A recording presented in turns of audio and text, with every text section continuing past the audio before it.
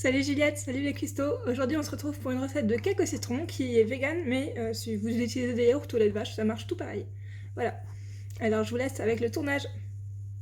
Alors c'est une recette pour 6 personnes ou bien pour remplir un moule comme ça, ou un peu plus petit. Voilà, pour un cake au citron de quelque part. Il y a aussi l'option de faire plusieurs mini cakes, qui marche très bien aussi pour des bouchées individuelles. Voilà. Alors, pour ça, on a besoin de yaourt. Alors moi, aujourd'hui, je double les doses. Mais voilà, tu as besoin de 200 g de yaourt. Tu as besoin aussi de 80 ml de jus de citron, ainsi que du zeste d'un citron. On le zestera tout à l'heure. De 60 g d'huile végétale neutre. De 125 g de sucre. 200 g de farine. Et un demi-sachet de levure. Moi j'ai en vrac, mais du coup ça fait 5-6 g. Voilà. Alors si t'es rapide, tu peux déjà préchauffer le four à 200 degrés et préparer ton moule avec du papier sulfurisé dedans. Ou alors bon, si t'as des moules comme ça en silicone, t'as pas besoin. Mais sinon, tu peux faire la recette et préchauffer le four plus tard si tu mets un peu de temps comme moi. Alors, je fais un peu de place sur le plan de travail. On va préparer le saladier au milieu, dans lequel on va ajouter d'abord les yaourts. Alors c'est 200 g de yaourt, mais moi comme c'est 100 g par yaourt, voilà, j'ai pas besoin de peser, je le mets directement. Alors ensuite, après les yaourts, tu vas zester tes citrons avant de les couper pour obtenir le jus. Donc voilà, moi j'utilise cette râpe. Et voilà, je gratte. Voilà, quand on arrive à cet aspect-là, c'est qu'on a j'ai assez fait cette zone-là. Et maintenant, je peux passer aux autres zones. Voilà. Et voilà, et maintenant tu vas pouvoir couper ton citron et en prendre le jus.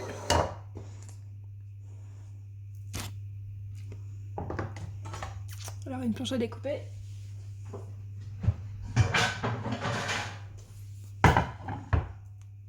Voilà.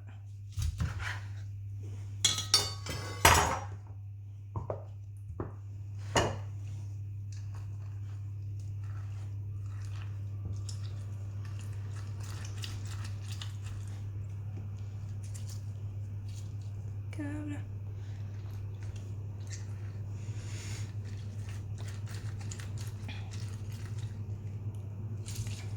Parfait.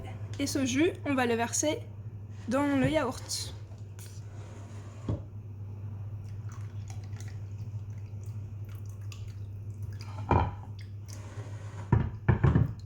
On fait attention à ce que les pépins de citron ne tombent pas dedans. Pareil pour la pulpe. Si besoin, on peut prendre une petite passoire. Comme celle-ci. Hop.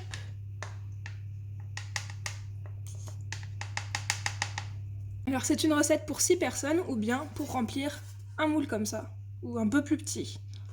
Voilà, pour un cake au citron de quelque part.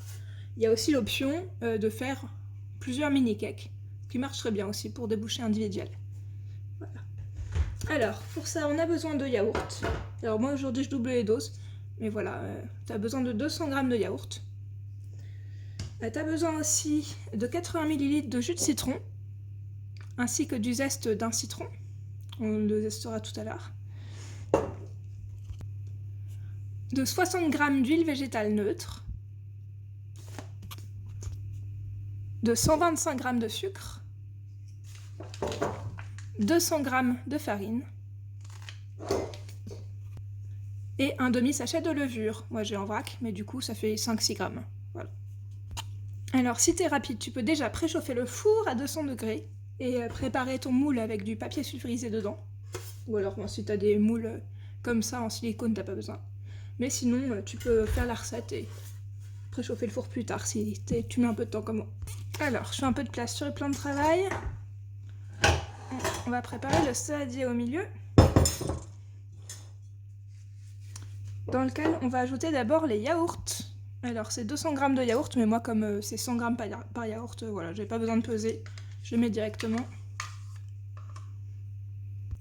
Alors ensuite, après les yaourts, tu vas zester tes citrons avant de les couper pour obtenir le jus. Donc voilà, moi j'utilise cette râpe. Et voilà, je gratte.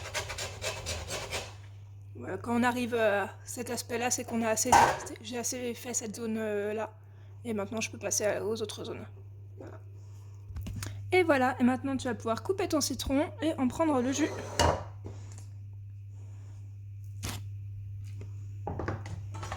Alors une planche à découper.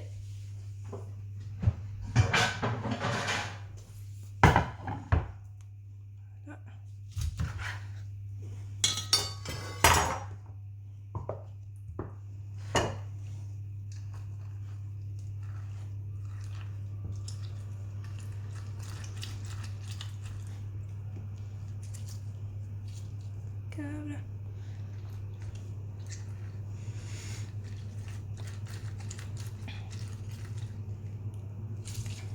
Parfait.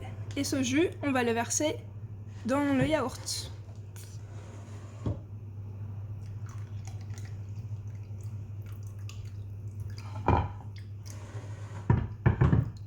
On fait attention à ce que les pépins de citron ne tombent pas dedans.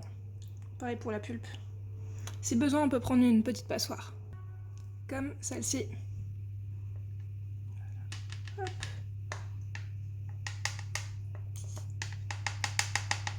Maintenant, on va ajouter la farine. Il nous en faut 200 grammes.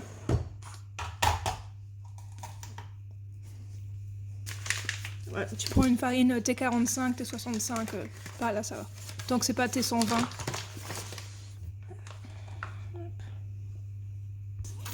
On va verser dans la préparation. Et puis encore mélanger avec le fouet. Il faut bien faire attention à ce qu'il ne reste pas de grumeaux, de gros paquets de farine. Alors là, pendant ce temps, là, c'est le moment aussi de préchauffer ton four si tu l'as pas déjà fait. Donc pour rappel, 200 degrés, chaleur tournante. Voilà. On mélange bien. On ajoute la levure. Pour rappel, c'est un demi-sachet. Ça a l'air plus dans la préparation, mais c'est parce que moi, je double les doses. Voilà. Bon, voilà, là, la pâte a l'air pas mal. Donc on va pouvoir la verser dans le moule. Alors, soit un grand moule avec papier sulfurisé, soit, pour moi, ça va être ça. Alors je vais prendre une cuillère et verser à chaque fois dedans. Bon, la pâte crue c'est très bon, mais maintenant c'est le temps d'enfourner. Hop, on ouvre le four et on met à l'intérieur, donc 200 degrés, chaleur tournante pendant 40 minutes à 1 heure. À tout à l'heure.